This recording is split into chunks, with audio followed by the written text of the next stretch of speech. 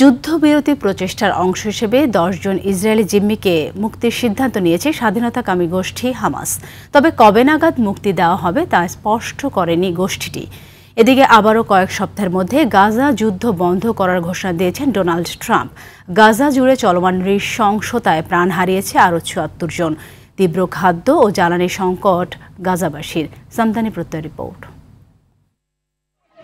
মৃত্যু, ক্ষুধা ও অন্ধকারের সঙ্গে জীবন বাঁচানোর লড়াই এখন ফিলিস্তিনের গাজা ভূখণ্ডের প্রতিদিনের চিত্র। তীব্র খাদ্য সংকটের সঙ্গে যুক্ত হয়েছে জ্বালানি সংকট। হাসপাতালগুলোতেও নেই বিদ্যুৎ। সংকটাপন্ন রোগীদের জন্য ডাক্তাররা কাজ করছেন প্রচণ্ড গরম ও ক্লান্তিতে। ২০২৩ সালে সংঘাত শুরুর পর থেকে গাজার ৬০০-র বেশি স্বাস্থ্য স্থাপনায় হামলা হয়েছে। বিশ্ব স্বাস্থ্য সংস্থা জানায়, গাজা উপত্যকায় এখন মাত্র ১৫টি হাসপাতাল কার্যত রয়েছে। সেগুলোতেও জ্বালানি সরবরাহ রয়েছে মাত্র কয়েক দিনের। এদিকে মধ্যস্থতাকারী দেশ কাতার, মিশর ও যুক্তরাষ্ট্রের সঙ্গে যখন আলোচনা করছে হামাস ও ইসরায়েল, ঠিক তখনই জিম্মি মুক্তির ঘোষণা দিল হামাস। বৃহস্পতিবার ১০ জন জীবিত জিম্মি, ৯ জনের মরদেহ হস্তান্তরের তথ্য নিশ্চিত করে জানিয়েছে আল জাজিরা।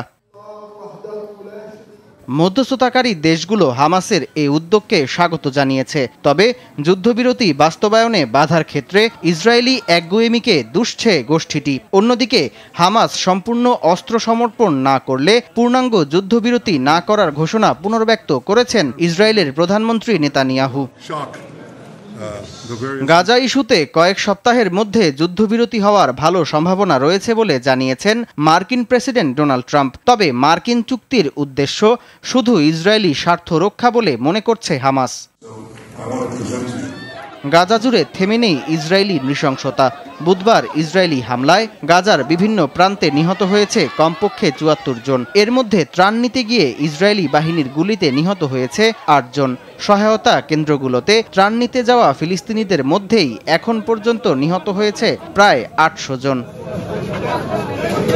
সামদানি প্রত্যয়, RTV।